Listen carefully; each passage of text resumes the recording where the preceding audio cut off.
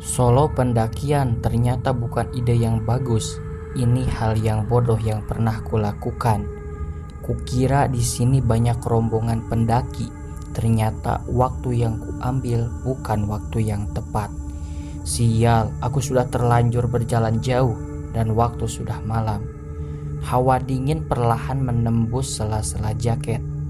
Keringat dingin mulai bercucuran. Di mana aku harus menginap? Di pos mana ada rombongan pendaki? Dari awal perjalanan, aku tidak menemui satu rombongan sekalipun. Kabut perlahan turun. Lampu senter pun tidak dapat berbuat banyak untuk menyorot jalur depan. Hanya bisa menerangi jejak langkahku. Sunyi dan sepi. Sesekali aku menatap kanan kiri, seperti ada yang mengawasiku. Apa hanya halusinasiku saja karena hawa dingin ini? Malam terasa mulai mencekam. Suara-suara hewan malam perlahan sirna. Kenapa ini? Kenapa perjalanan ini begitu mengerikan? Perjalanan ke pos masih jauh.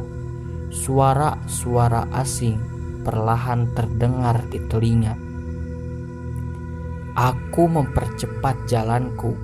Gila, kenapa perjalananku ini? Perjalananku tiba-tiba begitu mengerikan. Semakin cepat jalan.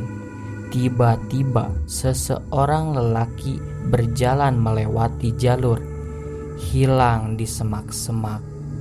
Aku terdiam melihat ini. Perlahan sorot senter ku arahkan ke semak-semak. Tidak ada apapun di sana. Hanya halusinasiku saja mungkin. Aku mulai jalan. Tiba-tiba sosok lelaki ini keluar dari semak-semak dan berada di tengah jalur. Aku kaget dan jatuh. Tiba-tiba sosok lelaki ini berdiri dan seluruh tubuhku bergetar. Perlahan dia mendekatiku semakin dekat dan semakin dekat. Aku langsung berdiri dan berlari ke bawah.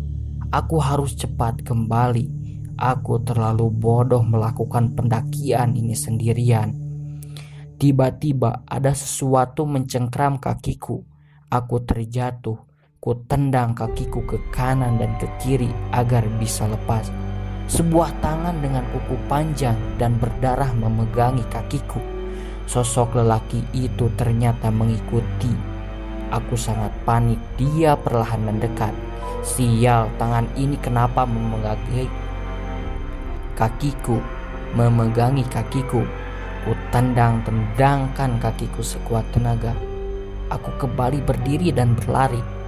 Jalur yang kulewati tiba-tiba menjadi jalur yang mengerikan. Kanan kiriku banyak sosok-sosok mengerikan. Wajah hancur lebur, banyak nanah dan darah di muka-mukanya. Tangan-tangan mereka menjulur ke jalur yang kulewati. Tangan mereka berusaha menarikku yang berlari. Tiba-tiba ada sesosok wanita berbaju merah merangkak di depanku. Dia menuju ke arahku. Aku diam, aku tidak bisa berkata apa-apa. Aku tidak bisa lari. Apa yang terjadi kepadaku? Perlahan aku mendengar langkah kaki di belakangku. Aku tidak berani menoleh sama sekali. Sosok wanita ini perlahan mendekati dan menoleh ke arahku. Wajahnya pucat dipenuhi darah. Dia tertawa dan terbang melewatiku. Seluruh tubuhku bergetar hebat.